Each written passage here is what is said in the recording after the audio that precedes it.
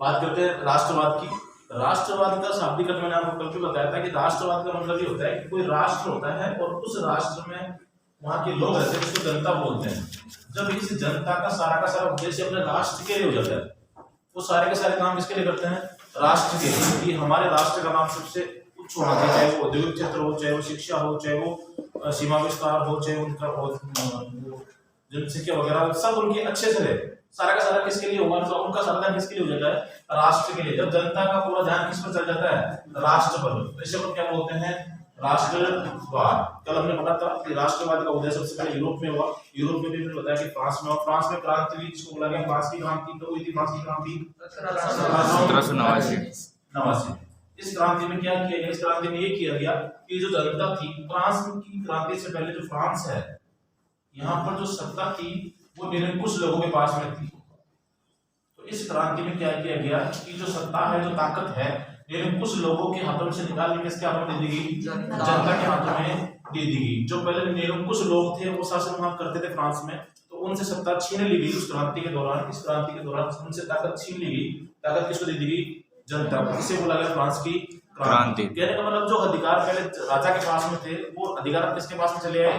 जनता के पास में। राजतंत्र की व्यवस्था से जनतंत्र की व्यवस्था बन जाती है इस क्रांति के दौरान। आज हम पढ़ेंगे यूरोप में राष्ट्रवाद का उदय। राष्ट्रवाद का उदय कहां पर?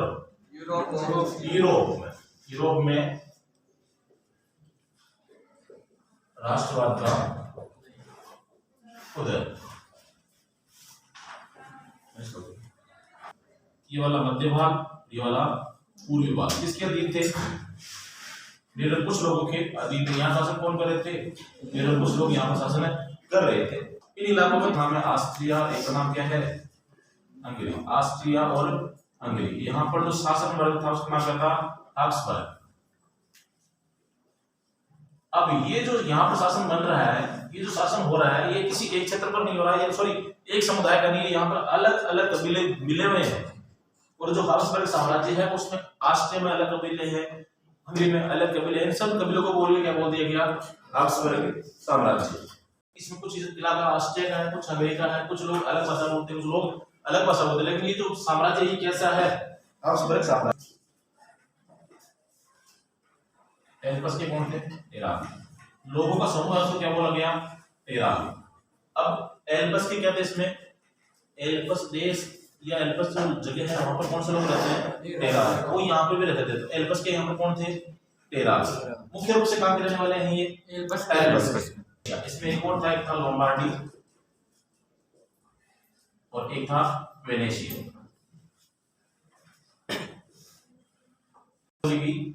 में गया। अब देखो इनकी भाषा भी सारी की सारी अलग है और इनका क्षेत्र भी क्या है? अलग है। इनके कबीले भी क्या है? अलग अलग है। यूरोप भी, लेकिन कुछ में अलग भाषा, कुछ में अलग भाषा, कुछ में अलग लोग, कुछ में अलग संस्कृति, कुछ और कहीं और के रहने वाले, कहीं कुछ और के रहने वाले। तो ये क्षेत्र अलग अलग हुआ कि नहीं हुआ? अब ये सारे लोगों को पहले एक करना है। एक तब होगा जब उनमें किसकी भावना हो जाएगी? राष्ट्रवादी। उनको मतलब नहीं रहेगा कि हम अमेरिका के रहने वाले हैं या हम लोम्बार्डी के रहने वाले हैं या हम वेनेशिया के रहने वाले हैं। उनको मतलब हुआ कि जर्मनी के लोग हैं, पूरे इलाके को मिला के जर्मनी बना दिया जाएगा। ये लोम्बार्डी, वेनेशिया, ये एल्प्स, ये सारे अभी वर्तमान जर्मनी का हिस्सा है। तो इन सब देशों को एक किया गया, इनकी भाषा एक की गई, इनकी संस्कृति एक की गई। और जब भाषा, संस्कृति, उनकी रहन सहन सारे एक हो जाएंगे तो वो सारा का सारा ध्यान किस पर चला जाएगा? राष्ट्र पर। जब ध्यान राष्ट्र जाएगा उस पर क्या नाम देंगे? राष्ट्र। अब जैसे अपन वर्तमान में जो आप यूरोप देखते हो, वर्तमान में आप यूरोप को देखते हो, जैसे आपको इटली अलग नजर आता है, जर्मनी अलग नजर आता है, पोलैंड अलग नजर आता है, ब्रिटेन अलग नजर आता है। सब अलग अलग है नहीं, लेकिन 18वीं शताब्दी के आसपास या 18वीं शताब्दी के दौरान उस समय ये सारा का सारा क्षेत्र अलग अलग जगहों में बटा हुआ था। वहां पर अलग अलग समुदाय शासन करते थे। उनकी भाषा भी क्या थी? अलग अलग। कहीं ऊपर मेघियार भाषा बोली जा रही है, कहीं पर पोलिश भाषा बोली जा रही है, कहीं पर जर्मन भाषा बोली जा रही है, कहीं पर फ्रेंच भाषा बोली जा रही है। लेकिन वो क्षेत्र जैसे मान लो ये आपका ऑस्ट्रिया और हंगरी, यहाँ पर जो शासन कर रहा है उसका नाम क्या है? हाब्सबर्ग। इस साम्राज्य को पहले क्या बोला जाता था? हाब्सबर्ग था। ऑस्ट्रेलिया का हिस्सा, कुछ जर्मनी का, सॉरी कुछ हिस्सा ऑस्ट्रेलिया का, कुछ हिस्सा हंगरी का। कुछ हिस्सा किसका है? ऑस्ट्रेलिया का। कुछ हिस्सा किसका था? हंगरी का। ये आपका साम्राज्य है। इस साम्राज्य को नाम दिया गया हाब्सबर्ग साम्राज्य। और इस हब्सबर्ग साम्राज्य में आपका ऑस्ट्रिया भी शामिल है और आपका हंगरी भी क्या है, शामिल है। अब यहाँ की जो भाषा है वो पोलिश भाषा है। वो कौन सी भाषा है? पोलिश। यहाँ की जो भाषा है वो मैग्यार भाषा है। साम्राज्य एक ही है, शासन करने वाला हब्सबर्ग है, लेकिन यहाँ की भाषा अलग और इन लोगों की भाषा अलग। एक ही प्रांत में लोग रहते हैं, एक ही राजा के अधीन है, एक ही साम्राज्य है, लेकिन कुछ की भाषा अलग है, कुछ की भाषा अलग है। कुछ इतावली है, कुछ स्लोवाक है, कुछ फ्रेंच है। लोग भी वहां पर क्या है, अलग अलग है। तो ये सारे के सारे लोग, तो इनकी निष्ठा होगी या इनकी जो श्रद्धा होगी वो किसके प्रति होगी? अपने सम्राट के प्रति। ये जो सारे के सारे लोग होंगे किसके प्रति होंगे? सम्राट के प्रति। इनको किससे मतलब होगा? सम्राट। अगर ये सम्राट अपना शासन यहाँ से बढ़ा के यहाँ और स्थापित कर लेता है, कुछ और जगहों पर कब्जा कर, जैसे मान लो अपने बोहेमिया क्षेत्र वहां पे इसने कब्जा कर लिया, तो यहाँ के लोगों की भाषा अलग, यहाँ के संस्कृति रीति रिवाज भी अलग, लेकिन इनकी श्रद्धा किसके लिए होगी? सम्राट के लिए। ये सारे के सारे किसके लिए काम करेंगे बाद में? सम्राट के लिए। अब ये अलग क्षेत्र, ये अलग क्षेत्र और ये अलग क्षेत्र, शासन करने वाला इस पर एक है। आप सब मान लो, आप एग्जांपल के तौर पर ये अलग, ये अलग, ये अलग, ये अलग नागरिक है, ये अलग नागरिक है, ये अलग नागरिक है। इनके संस्कार रीति रिवाज अलग, भाषा अलग, इनके संस्कार रीति रिवाज अलग, भाषा अलग, इनके भी संस्कार रीति रिवाज भाषा अलग, लेकिन इनकी श्रद्धा अपने सम्राट के प्रति है। अब ये जो श्रद्धा सम्राट के प्रति है, इस सम्राट वाली श्रद्धा को अगर देश के प्रति कर दिया जाए तो इसी का नाम देंगे अपन राष्ट्रवाद। और ये राष्ट्रवाद कब आएगा? जब ये और ये और ये इन सब की भाषा क्या होगी? एक भाषा होगी। जब इनके रीति रिवाज या संस्कार लगभग क्या होंगे? समान होंगे। जब इन पर शासन करने वाला एक राजा नहीं होंगे, क्या हो जाएगा? एक देश होगा जो सबके लिए सोचेगा। तब जो इन लोगों में जो श्रद्धा होगी उसे क्या नाम देंगे अपन? राष्ट्रवाद। इसी को राष्ट्रवाद नाम दिया गया। कहने का मतलब जब सारे के सारे लोग जो है वो अपने देश के प्रति सोचने लग जाएं, उन्हें अपने कबीले से मतलब नहीं है, उन्हें अपनी संस्कृति से मतलब नहीं है, उन्हें अपने रिवाजों से मतलब नहीं है, उन्हें देश के लिए काम करना है। और जब ये भावना पैदा हो जाती है तो इसे अपन क्या नाम लेते हैं? राष्ट्रवाद। और ये भावना सबसे पहले कहां पर आई? यूरोप में आई। इसलिए राष्ट्रवाद का उदय हम कहां से मानते हैं? यूरोप से मानते हैं। जैसे जैसे साम्राज्य का विस्तार हुआ वैसे वैसे लोगों की संख्या बढ़ी, वैसे वैसे क्षेत्रफल बढ़ा। जब क्षेत्रफल बढ़ा तो सम्राट की शक्ति बढ़ी, और जब सम्राट की शक्ति बढ़ी तो लोगों में धीरे धीरे राष्ट्रवाद का सम्राट की जगह बाद में किसने ले ली? देश ने या राष्ट्र ने ले ली। मैंने बताया था ना आपको, भाई जो सम्राट था कैसा था? निरंकुश था। कैसा था? निरंकुश। ये अपने फैसले खुद लिया करता था, जनता के ऊपर फैसले थोप दिया करता था। तो जनता धीरे धीरे से क्या हुई? परेशान हुई। जब जनता परेशान हुई उन्होंने क्रांति कर दी, और क्रांति कर दी तो जनता ने ये जो पहले इस शासक के पास अधिकार थे वो अधिकार इसे छीन लिए, वो अधिकार जनता ने अपने पास रख लिए। और ये अधिकार जनता में तभी आए जब उनमें किसकी भावना का विकास हुआ? राष्ट्रवाद की भावना का विकास हुआ। देखो जब इसमें राष्ट्रवाद का उदय हुआ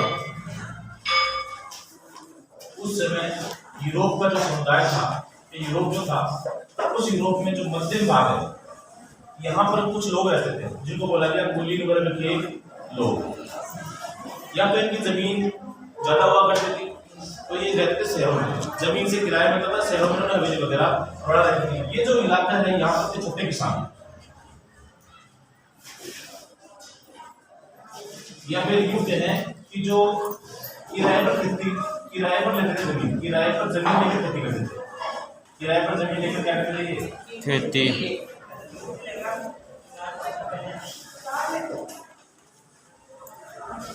अब ये जो वर्ग जो था, ये कुलीन जो वर्ग है जिनके पास पैसे हैं और जमीन है, पैसे प्लस क्या है में? जमीन है। इन्होंने कभी इनके साथ संबंध नहीं बढ़ाया। अगर ये शादी विवाह भी करते तो किसी दूसरे कुलीन वर्ग के व्यक्ति से क्या करते? शादी विवाह करते, आपस में समझ बनाते। और बोलने के लिए किस भाषा का इस्तेमाल करते हैं? फ्रेंच भाषा का इस्तेमाल करते। और मैंने पहले भी बताया था क्रांति तभी होती है जब कोई नया वर्ग बढ़ता है। इन लोगों को क्रांति करने की जरूरत नहीं थी। अब ये जो लोग हैं छोटे किसान हैं और ये यहाँ पर जो है उदास जो लोग रहते हैं, इन लोगों ने अपनी जमीन से क्या बढ़ाया? उत्पादन बढ़ाया। जब इन्होंने क्या बढ़ाया? उत्पादन बढ़ाया। जब उत्पादन बढ़ा तो इन लोगों के पास में पैसे आए। जब इनके पास में पैसे आए तो इनका जीवन स्तर क्या हुआ? अच्छा भाई आपके पास पैसे नहीं है तो आप नॉर्मल जिंदगी जियोगे, लेकिन पैसे हो जाएंगे तो गाड़ी वगैरह लाओगे नहीं लाओगे? यही बात जब इन्होंने उत्पादन बढ़ाया, जमीन ज्यादातर इनके पास ही है और खेती ज्यादातर ये लोग ही कर रहे हैं। तो जब इन्होंने उत्पादन बढ़ाया तो इनके पास पैसे आए तो उन्होंने इस पैसे को दोबारा से खेती में लगाया, किसी अच्छे काम में लगाया। तो धीरे धीरे इनकी जो गरीबी है वो दूर होती चली गई और ये कैसे बढ़ते चले गए? पैसे बढ़ते चले गए। ये जो इलाका था यहाँ पर शुरुआत होती किसकी? औद्योगिकरण की। जब औद्योगिकीकरण की शुरुआत हुई तो मांग बढ़ी, और मांग बढ़ी तो क्या बढ़ा, उत्पादन बढ़ा। उत्पादन बढ़ा तो इनके पास में क्या आई, पूंजी आई। पूंजी आई तो इनका जीवन स्तर क्या हुआ, बढ़ा। उच्च हुआ। और जब जीवन स्तर उच्च हुआ तो एक नए वर्ग का उदय हुआ, जो गरीब, ना तो गरीब में ना ही क्या है अमीर है, एक वर्ग नया बन गया। ना तो कुलीन वर्ग के लोग थे, ना ही गरीब वर्ग के लोग थे, तो एक नया वर्ग बन गया जिसको हमने क्या कहा, मध्यम वर्ग। मध्यम क्या नाम दिया, मध्यम वर्ग। मध्यम वर्ग। अब जो नया वर्ग बना मध्यम वर्ग, इसी वर्ग ने महात्मा किसको जन्म दिया, क्रांति को जन्म दिया। क्योंकि ये जो वर्ग जो था ये गरीब वर्ग से तो कुछ था, लेकिन कुलीन वर्ग से क्या था, निम्न था, बीच वाले था। भाई एक तो एक कुलीन वर्ग जो है, उसके बाद में एक जो वर्ग था वो था मजदूर वर्ग। पहले दो ही वर्ग थे, कुलीन और मजदूर। ये अपने आप में संबंध बना रहे थे, कुलीन के परिवार से शादी करता, गरीब की शादी नहीं करता। ये वर्ग मजदूर वर्ग था, इसको कोई मतलब नहीं है, गरीब के बेचारे। अब जैसे औद्योगिकरण हुआ तो इनमें से कुछ के पास में क्या बढ़ी, पूंजी बढ़ी, तो धीरे धीरे इस मजदूर वर्ग में से एक नया वर्ग बन के निकल गया जिसको हमने क्या कहा, मध्यम वर्ग। मध्यम वर्ग जो इन मजदूरों से क्या थे, कुछ थे, इनसे क्या थे, निम्न थे। इनके पास इनसे ज्यादा तो पैसे हैं, इनसे क्या है, कम है। और इसी मध्यम वर्ग ने बाद में जन्म दिया किसको, क्रांति को जन्म दिया।